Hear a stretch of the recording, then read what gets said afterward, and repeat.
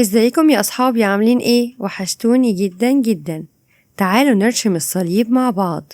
باسم الآب والابن والروح القدس الإله الواحد، آمين. النهاردة هنتكلم عن أحداث الجمعة العظيمة. بعد ما الجنود قبضوا على بابا يسوع أخدوه لرؤساء الكهنة، وكانوا بيحاولوا يطلعوا أي تهم على بابا يسوع. وواحد من رؤساء الكهنة اسمه قيافة سأل بابا يسوع وقال: قل لنا، هل أنت المسيح؟ رد عليه بابا يسوع وقال له: أنت قلت. وأول ما سمع قيافة كده يا أصحابي قطع لبسه واتغاظ جدا وقال: الكلام مش محتاج أي شهود تاني، أنتم سمعتوه بنفسكم وهو بيجدف. فحكموا على بابا يسوع بالموت، وهم يا أصحابي ما كانش ليهم أي سلطة إنهم ينفذوا الحكم ده.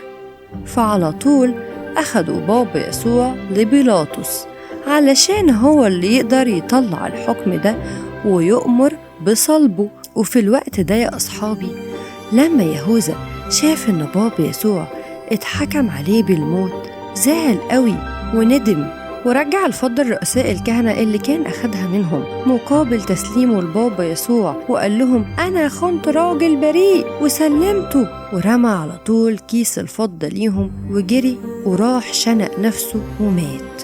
ولما بيلاطس شاف بابا يسوع قال: لم يفعل هذا الرجل ما يستحق الموت. وهو في كل عيد كان متعود إنه يطلق ليهم أسير واحد بس، وسألهم: أنتم عايزيني أطلق سراح يسوع المشهور بالمسيح ولا أطلق ليكم باراباس؟ ردوا عليه اليهود بكل غضب وقالوا له: نعم، أطلق لنا باراباس. ويا أصحابي باراباس ده أصلا كان لص وراجل وحش جدا. فسألهم بيلاطس: طيب وأعمل إيه في الراجل ده؟ طبعا كان قصده على بابا يسوع. قالوا له: لازم تصلبه. قال لهم بيلاطس: اشهدوا كلكم، أنا ماليش دعوة بموت الراجل البريء ده. وهو بيقول كده غسل إيده بالمية وقال كمان مرة: أنا بريء من دمه، اعملوا اللي انتم عايزينه.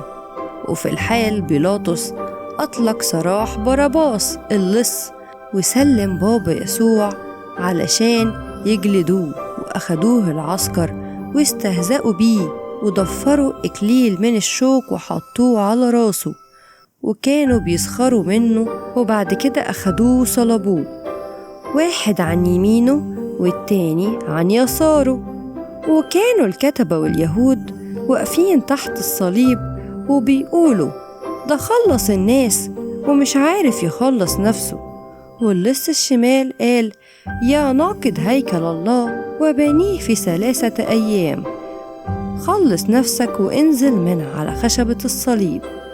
لكن يا أصحابي اللص اليمين قال: الراجل ده بريء، استحالة يتحكم عليه بالموت ويتصلب كده. وقال على طول لبابا يسوع: اذكرني يا رب متى جئت في ملكوتك.